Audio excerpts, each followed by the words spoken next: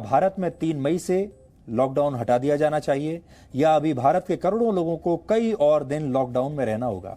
आज प्रधानमंत्री मोदी ने इन सवालों पर राज्य सरकारों की राय जानने के लिए वीडियो कॉन्फ्रेंसिंग के जरिए मुख्यमंत्रियों से बातचीत की।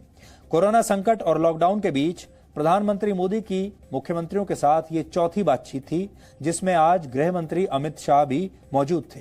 बैठक में प्रमुख तौर से 3 मुद्दों पर चर्चा हुई। पहला मुद्दा, अलग अलग राज्यों में कोरोना संक्रमण की क्या स्थिति है। दूसरा, केंद्रीय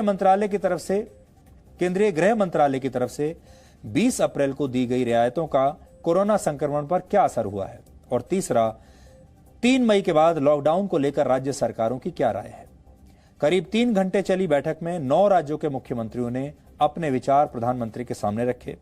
इनमें से 3 राज्य मेघालय, उड़ीसा और गोवा लॉकडाउन को 3 मई के बाद भी बढ़ाना चाहते हैं। उड़ीसा ने लॉकडाउन को 1 और महीने बढ़ाने का सुझाव दिया है। हालांकि बैठक में आम राय यह बनी कि 3 मई के बाद तुरंत लॉकडाउन खत्म किए जाने के हालात अभी नहीं है। प्रधानमंत्री मोदी ने मुख्यमंत्रियों से कहा है कि लॉकडाउन खोलने को लेकर एक व्यापक नीति तैयार करनी होगी।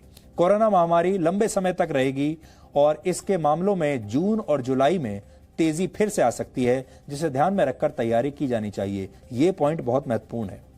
उन्होंने ये भी कहा कि राज्य ये तय करें कि 3 मई के बाद रेड, ग्रीन और ऑरेंज जोन में लॉकडाउन का स्वरूप कैसा होगा। कुल मिलाकर इस बैठक का सार यह निकलता है कि 3 मई के बाद लॉकडाउन पूरी तरह खत्म नहीं होने वाला। हालांकि लॉकडाउन के नियमों में धीरे धीरे अलग अलग चरणों में ढील दी जा सकती है, और वो भी शर्तों के साथ। तो देश को 3 मई के बाद भी लॉकडाउन के लिए तैयार रहना चाहिए। आप सब लोगों को मानसिक रूप से तैयारी कर लेनी चाहिए। हालांकि आपको इसमें कई रियायतें मिल सकती हैं, लेकिन यह इस बात पर निर्भर करेगा कि आपके इलाके में कोरोना संक्रमण का मामला कितना गंभीर है। केंद्रीय स्वास्थ्य मंत्रालय ने देश के करीब 736 जिलों को कोरोना केसेस की संख्या के आधार पर 3 श्रेणियों में बांटा है, जिन्हें आप अपने स्क्रीन पर अभी देख रहे हैं। पहली श्रेणी है रेड जोन, जहां से सबसे अधिक कोरोना केस सामने आ रहे हैं। ये वो हॉटस्पॉट हैं जहां 4 दिन से भी कम समय में मामले दुगने हो रहे हैं, या जहां राज्यों के 80% मामले दर्ज हो रहे हैं। इस वक्त देश के करीब 23% इलाके यानी 170 जिले रेड जोन में हैं।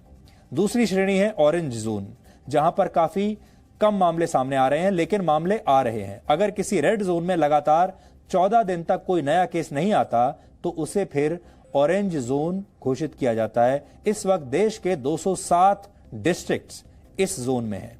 और तीसरी श्रेणी है ग्रीन जोन। अगर किसी इलाके में 28 दिन तक कोई नया मामला सामने नहीं आया तो उसे ग्रीन जोन बना दिया जाता है। देश में इस वक्त इस जोन में 359 जिले हैं। ताजा आंकड़ों के मुताबिक देश के 50% से ज्यादा जिलों में कोरोना संक्रमण के केस सामने आ चुके हैं, यानी आधा देश संक्रमण की चपेट में है। दिल्ली के 11 में से 9 जिले रेड जोन में हैं। महाराष्ट्र में 11, गुजरात में 5, राजस्थान में 11, पंजाब में 4, मध्य प्रदेश में 5 और उत्तर प्रदेश में 9 जिले रेड जोन में हैं। राज्यों की राजधानी की बात करें तो चेन्नई, जयपुर, भोपाल, मुंबई और चंडीगढ़ भी हॉटस्पॉट्स हैं। दक्षिण भारत में आंध्र प्रदेश के 11, तमिलनाडु के 22 जिले हॉटस्पॉट्स की लिस्ट में शामिल हैं। तो अगर आप रेड जोन में रहते हैं तो 3 मई के बाद आपको कुछ और वक्त सख्त लॉकडाउन में ही रहना पड़ सकता है, क्योंकि 3 मई के बाद अगर लॉकडाउन में रियायतें मिलेगी भी तो वो सिर्फ ऑरेंज और ग्रीन जोन में रहने वाले लोगों को मिलेंगी।